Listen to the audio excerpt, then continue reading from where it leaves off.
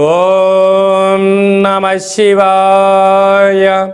ఓం నమో నారాయణాయ. ఓం శ్రీ స్వర్ణాకర్షణ కాళభైరవాయ నమో నమః. నరదృష్టి నివారణ కాళభైరవాయ నమో నమః. ఓం కాళకాలాయ విద్మహే కాళాతీతాయ ధీమహి తన్నో శ్రీ స్వర్ణాకర్షణ కాళభైరవ ప్రచోదయాతు. హరి ఓం. మా ఛానల్కి స్వాగతం. చూస్తున్న వీక్షకులకు ప్రేక్షకులకు ప్రియ కాళభైరవ భగవద్బంధుకి స్వాగతం పలుకుతూ మమ్మల్ని ఎంతగానో ఆదరిస్తూ ఉండబడినటువంటి ప్రియ సోదరీ మండలకు అందరికీ కూడా వసంత పంచమి మాఘ పంచమి సాక్షాత్ మహాసరస్వతీదేవి అమ్మవారి యొక్క ఆశీస్సులు అందరిపైన ఉండాలని, అందరినీ విద్యావేత్తలుగా, జ్ఞానవంతులుగా, గుణవంతులుగా, సంపన్నవంతులుగా అమ్మవారి యొక్క ఆశీస్సులు ప్రసాదించాలని కోరుకుందాం. 1వ తారీఖు 2వ నెల 2024 నుండి 15/2/2024 వరకు పుట్టినటువంటి వారందరికీ కూడా ముందస్తుగా జన్మదిన శుభాకాంక్షలు. గతంలో వివాహం చేసుకున్న వారికి వివాహ వార్షికోత్సవ శుభాకాంక్షలు. ద్వాదశ రాశుల్లో గ్రహ గమనాల్ని ఒకసారి వీక్షింపచేద్దాం. మేషరాశిలో గురువు, కన్యరాశిలో కేతు సంచార స్థితి, ధనుసు రాశిలో కుజుడు బుధుడు శుక్ర సంచార స్థితి, మకర రాశిలో రవి సంచార స్థితి, కుంభరాశిలో శనిచర స్వామి స్వక్షేత్ర సంచార స్థితి, మీనరాశిలో రాహు సంచార స్థితితో ద్వాదశ రాశుల్లో గ్రహ గమనాలు ఈ విధంగా ఉన్నాయి. 6వ తారీఖున కుజుడు మకర రాశిలోకి ప్రవేశం, 12వ తారీఖున శుక్రుడు మకర రాశిలోకి ప్రవేశం, 14వ తారీఖున రవి భగవానుడు ఏడాది తర్వాత కుంభరాశిలోకి సంచార స్థితి, అక్కడే ఉండబడినటువంటి శనితో కలిపి రవి సంచార స్థితి ఉంటుంది. కనుక ద్వాదశ రాశిలో గ్రహ గమనాల్ని అనుసరిస్తూ ఈ యొక్క పక్షం రోజుల్లో ఎలా ఉండబోతుందో సవివరంగా సంపూర్ణంగా తెలుసుకుందాం. తులారాశి వారు ఈ మాఘమాస సందర్భంగా, వసంత పంచమి సందర్భంగా ఎలాంటి విధి విధానాలు పాటించడం వల్ల అమ్మవారి యొక్క ఆశీస్సులు వీరిపైన ఉంటాయో ఈ వీడియోలో సవివరంగా సంపూర్ణంగా తెలుసుకుందాం. తులారాశిలో ఏ నక్షత్రాలు వస్తనగా చిత్తా నక్షత్రంలోని 3వ పాదం, 4వ పదం, స్వాతి నక్షత్రంలోని 4 పాదాలు, విశాఖ నక్షత్రంలోని 1, 2, 3 పాదములు కలిపితే తులారాశి అవ్వడం జరుగుతుంది. చాలామందికి పుట్టినటువంటి కాల సమయంలో డేటా బర్తులు లేనటువంటి ఏకైక కారణం వల్ల పేరు యొక్క మొదటి అక్షరాన్ని అనుసరిస్తూ ఆ రాశిని తెలుసుకునే ప్రయత్నం అవుతుంది. అవి ఏ అక్షరం ఒకసారి పరిశీలన చేద్దాం. రా, రి, శ్రీ, రు, రే, రో, తా, తి, తు, తే అక్షరాల వరకు తులారాశి జాతకులే. తులారాశికి అధిపతి శుక్రుడు.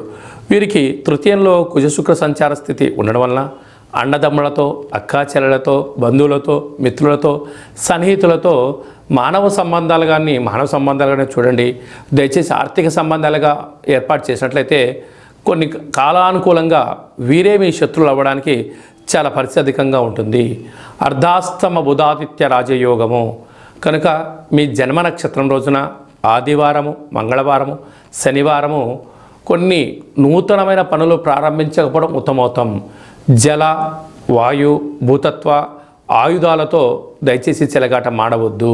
బుధాదిత్య రాజయోగ కారణం వలన ప్రభుత్వ అధికారులతో సఖ్యత చాలా అవసరం. లేకపోతే పోలీస్ గొడవలు, కోర్టు సమస్యలు, వాహన ప్రమాదాలు పొంచి ఉన్నాయి. తస్మాత్ జాగ్రత్త. సంతాన స్థానంలో శని సంచార స్థితి ఉండడం వలన తల్లిదండ్రులు, పిల్లలు, అభివృద్ధి, కెరియర్ అద్భుతమైన విజయానికి కేంద్ర బిందువులు అవుతారు. 6వ స్థానంలో రాహు సంచార స్థితి ఉండడం వలన దయచేసి అప్పులు ఇవ్వద్దు, అప్పులు తెచ్చుకోవద్దు.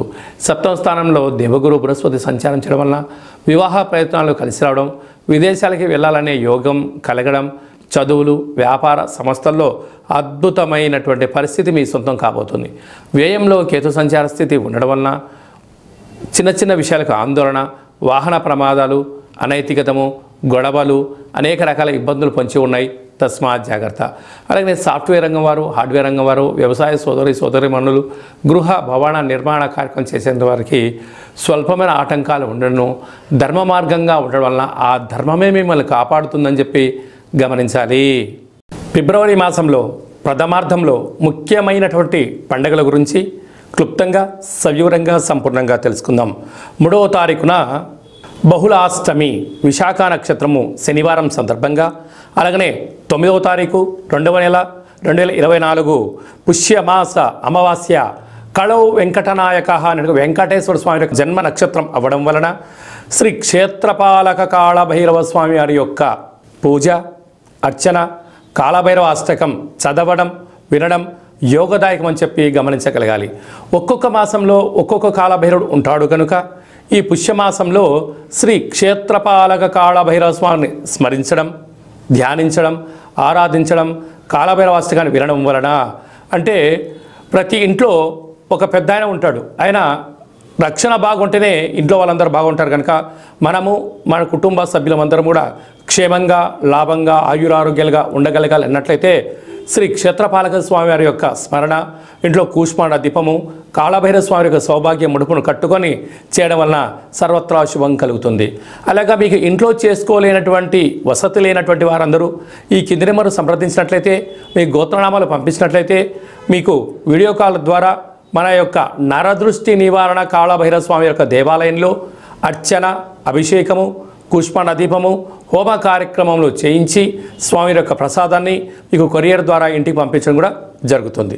అలాగనే మనకు 10వ తారీఖు నుంచి ఫిబ్రవరి 10వ తారీఖు నుంచి మాఘమాసం ప్రారంభము. శాస్త్రాల్లో మనకి ఏమని చెప్పారయ్యా అంటే ఆమాకావై ఆషాఢ, కార్తీక, మాఘ, వైశాఖ మాసములు అద్భుతమైనటువంటి ఆధ్యాత్మిక చింతనకు మంచి మాసాలు అని చెప్పుకోవడం జరుగుతుంది. కనుక మాఘమాసంలో పరమేశ్వరుడి యొక్క స్మరణ, స్వామివారి యొక్క దర్శనం, అభిషేకం వలన యోగం కలుగుతుందని చెప్పి గమనించగలగాలి. 14వ తారీఖున మాఘశుద్ధ పంచమి, మాఘ పంచమి, సాక్షాత్క మహాసరస్వతీదేవి అమ్మవారు భూమండలంలో ఉండబడినటువంటి అందరికీ వాక్కును ప్రసాదించేటువంటి స్వామివారు కనుక అందరికీ విద్యా వినయ సంపన్నం అంటారు. విద్య ద్వారా వినయం, వినయం ద్వారా ఉద్యోగం, ఉద్యోగం ద్వారా ధనం, ఆ ధనం దుర్వినియోగం కాకుండా సద్వినియోగం ఎలా పరచుకోగాలో మనకు సరస్వతి మాత ఆశీస్సులతో ఉండడం జరుగుతుంది. అందుకే మనము 3వ సంవత్సరం చిన్నపిల్లలకు పడగానే మొట్టమొదటి అక్షరాభ్యాసం ఎప్పుడు చేయించాలి అని చెప్పి అనేక మంది తల్లిదండ్రులు ఎదురు చూస్తూ ఉంటారు.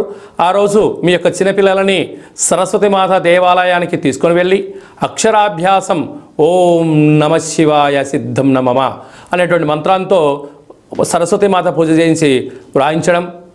అలాగనే చదువుతూ ఉండబడిన విద్యార్థులందరూ కూడా బుక్స్లు, పెన్నులు, స్లేట్స్, ల్యాప్టాప్స్ ఈ ప్రస్తుత కాలమాన ప్రకారంగా ఆధునికంగా చదువుకునే ఏ వస్తువులైనా కూడా అమ్మవారి దగ్గర పెట్టి పూజ చేసి లేదంటే ఆ కుంకుమను తీసుకొని వచ్చి పూజ చేసుకోవడం వలన సంగీతము, సాహిత్యము, నృత్యము అనేక కార్యక్రమాల్లో విజయానికి అమ్మవారి యొక్క ఆశీస్సులు ఉంటాయని చెప్పి గమనించగలగాలి.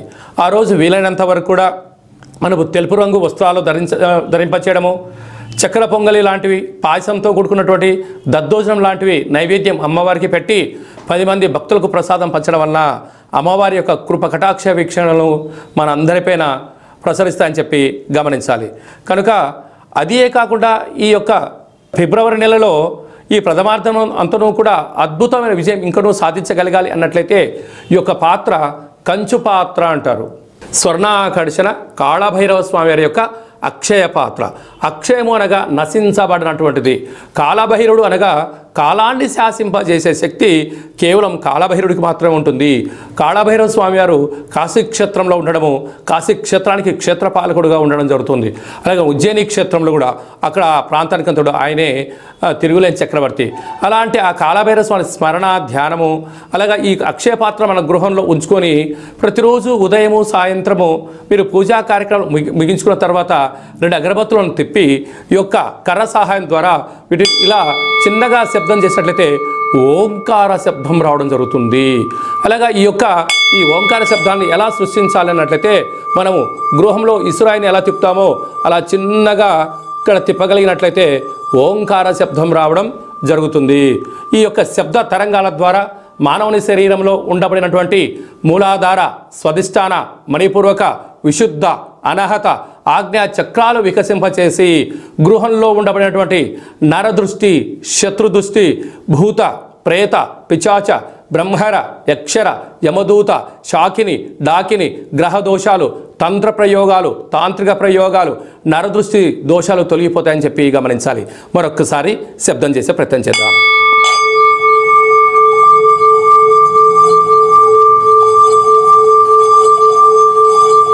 ఈ యొక్క శబ్ద తరంగాల్ని ఇంట్లో ప్రసరించడం వల్ల సర్వము ఐశ్వర్యం కలిగి అపార కుబేర సంపన్నులు అవుతామని చెప్పి గమనించాలి.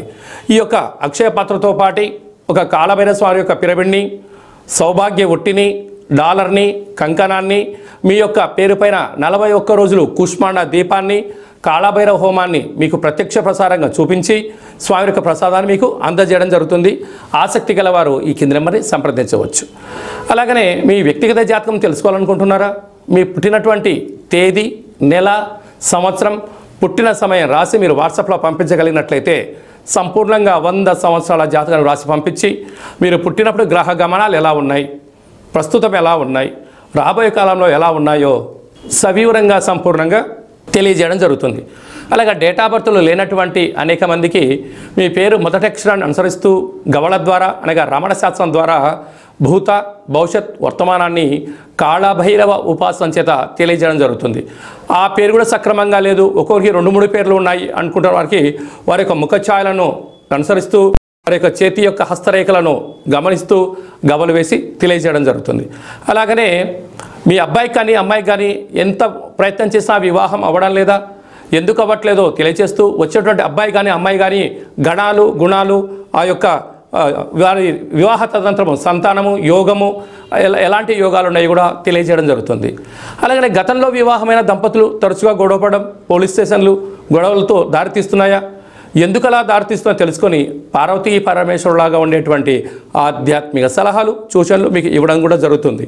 అలాగనే చాలామందికి జన్మకో శివరాత్రి అన్నట్టుగా బర్త్డే, మ్యారేజ్ డే సంవత్సరానికి ఒకసారి వస్తుంది.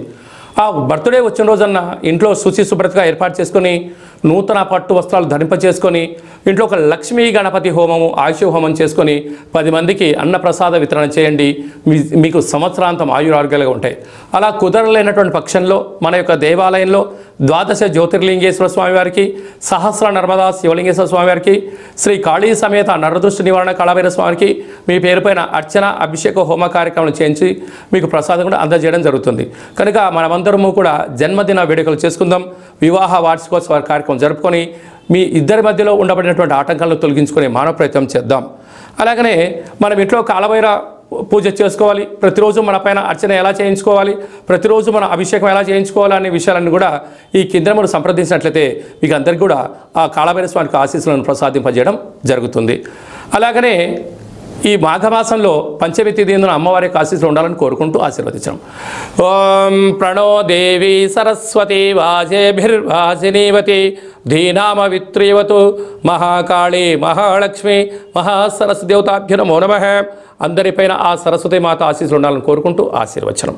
ఈ వీడియో మీకు నచ్చినట్టయితే లైక్ చేయండి, షేర్ చేయండి, మా ఛానల్ని సబ్స్క్రైబ్ చేసుకోండి. మేము చేస్తున్న ఆధ్యాత్మిక వీడియోలు అందరికన్నా ముందుగా మీరు చూడాలి అన్నట్లయితే గంట సింబల్ ప్రెస్ చేయండి, అలానే బటన్ కూడా తెలియచేయండి. మీరు ఎవరి క్షేమాన్ని అయితే కోరుకుంటున్నారో లేక మీ క్షేమాన్ని ఎవరైతే కోరుకుంటున్నారో ఈ ఆధ్యాత్మిక సమాచారాన్ని చేరవేసి భగవంతుడి యొక్క ఆశీస్సులు పొందగలరు.